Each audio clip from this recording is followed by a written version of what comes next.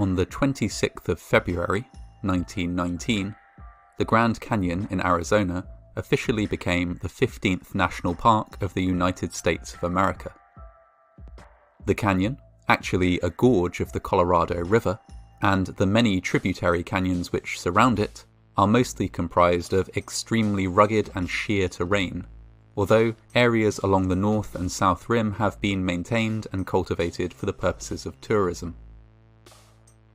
Dangers abound within the canyon itself, but even from well-maintained tourist areas on the rim, it is surprisingly common for people to fall to their death, often in ways that completely defy belief.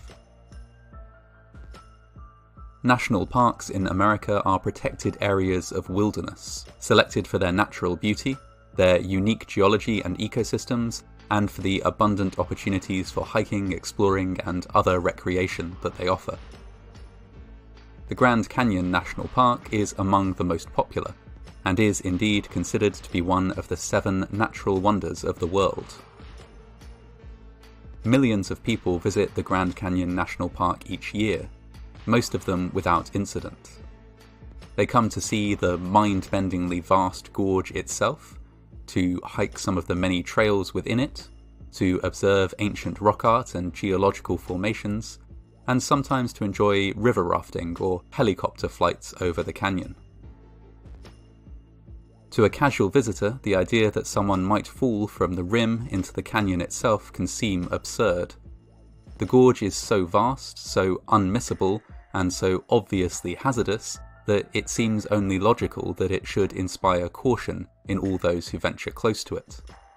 And yet records exist of more than 50 falls, the majority fatal, over the course of the national park's existence. Most of these falls occurred not in remote areas off the beaten path, but instead at popular, busy viewing areas. Specifically because of the high number of visitors, many of the most popular sightseeing areas have been fitted with railings or walls, as well as highly visible signs warning tourists to stay on the trails and away from the edge. To further mitigate the danger, every visitor to the national park is given either a pamphlet or a verbal warning describing the most prominent risks to life. Rangers patrol on a regular basis, speaking to visitors whenever they can to curtail any dangerous behaviour. And yet still, despite all of this, falls do occur. 3 causes predominate when it comes to falls from the rim. First and foremost, people tend to fall when trying to take, or pose for, striking photographs.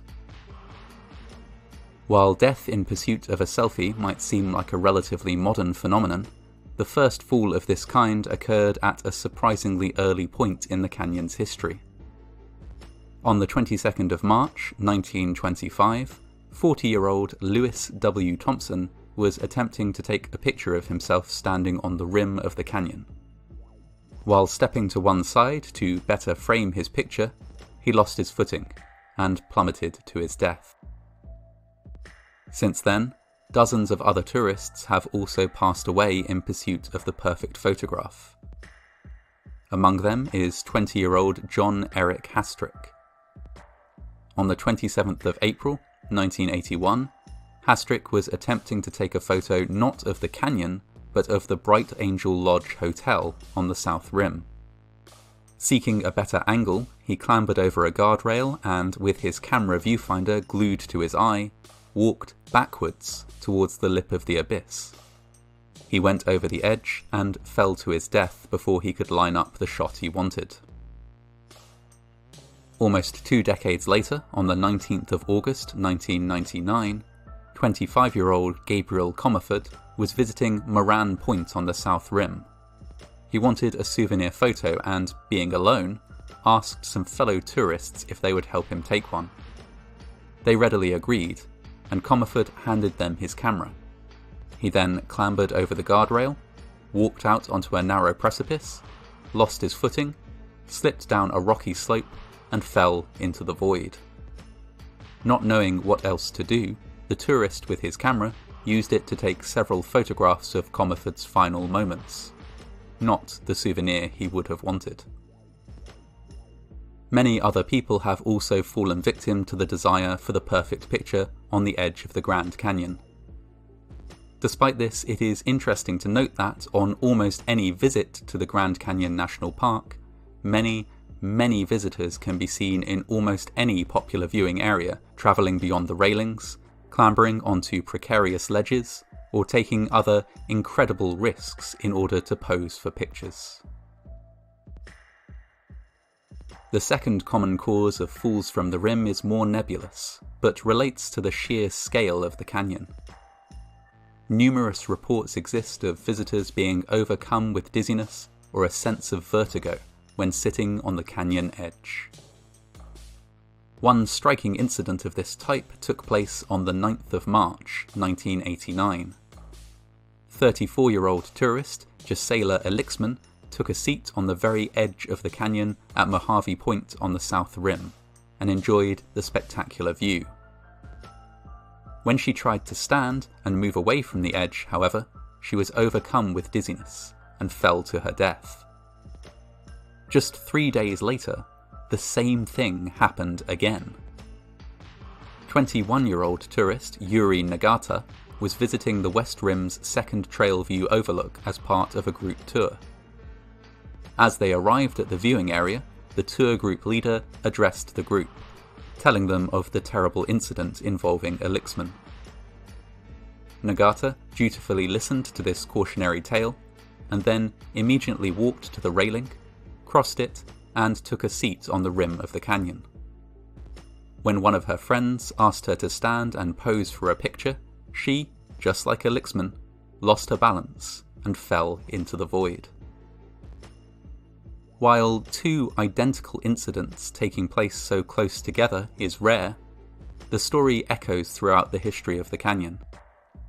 Before Nagata and Elixman, there was 21-year-old Elizabeth Hazelhurst, who, in 1971, sat on the rim of the canyon with friends and fatally lost her balance when she tried to stand.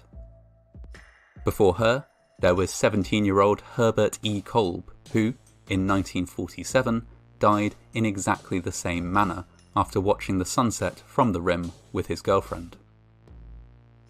In each case, the victim took what they perceived to be a small risk. They sat on the edge of the canyon to take in the view, the very last view they would ever see. Thirdly, and finally, a small but significant number of falls have been caused by, quite simply, the desire to show off. On the 28th of November, 1992, 38-year-old Greg Austin Gingrich was visiting the park with his family. The group were hiking along the south rim when Gingrich saw an opportunity to play a practical joke on his teenage daughter. He planned to clamber up onto the low stone wall that separated the path from the canyon edge, then pretend to lose his balance and tumble off towards the void. He would then hop down onto a ledge on the other side of the wall and hunker there for a moment or two, just long enough to give his daughter a fright, before popping back up and revealing himself to be unharmed. His prank didn't go to plan. The moment Gingrich landed on the ledge, he lost his footing and toppled over into the canyon proper. He dropped without making a sound, perhaps too shocked by his fatal miscalculation to even cry out as he fell. The target of his practical joke, his teenage daughter, was used to her father playing tricks on her. Unaware that he had actually fallen, she carried on up the path, expecting him to follow as soon as he saw that his joke hadn't landed. She had walked all the way to the car park and met up with the rest of their group before she realised that anything was truly amiss. It would be past nightfall before a search and rescue team would find Gingrich's body, and fully confirm that his final prank really had gone too far. Similarly, showing off may have been a factor in another death on the 8th of September, 1993. 51-year-old James Merriman was a Flagstaff resident who periodically rode his bicycle out to the Grand Canyon in order to crawl through the railings at popular tourist spots and gather coins from ledges, where tourists would throw them for good luck. Merriman would often camp in the canyon during these coin-collecting expeditions, and was known to park rangers. Indeed, just a week before, they had been called to rescue him when he got into difficulty and became stuck on a ledge while gathering coins. This incident, it appears, did not deter Merriman from his money-making scheme. On the 8th of September, he visited Mather Point on the South Rim. Having clambered out past the railing and gathered some coins, he found that he had a spellbound audience of tourists. Confident in his abilities, Merriman began jumping back and forth between two rocks, inviting the watching crowd to take his picture. His final words were simply, "Watch me." No sooner had he uttered them than he lost his footing and plunged to his death. Again, these are just a few incidents from a catalogue of many. Numerous unfortunate souls, the vast majority young and male, have suffered fatal falls while demonstrating their nerve and sure-footedness on the edge of one of the largest chasms on Earth. While it may seem improbable that anyone should fall into the Grand Canyon when the danger posed by it is so evident, it can and does happen.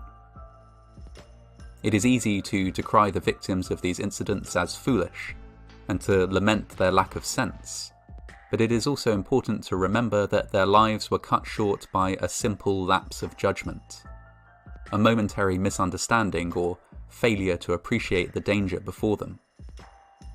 In each case, it was a brief and terrible miscalculation, made in a matter of seconds, the consequences of which consumed the entire rest of their lives.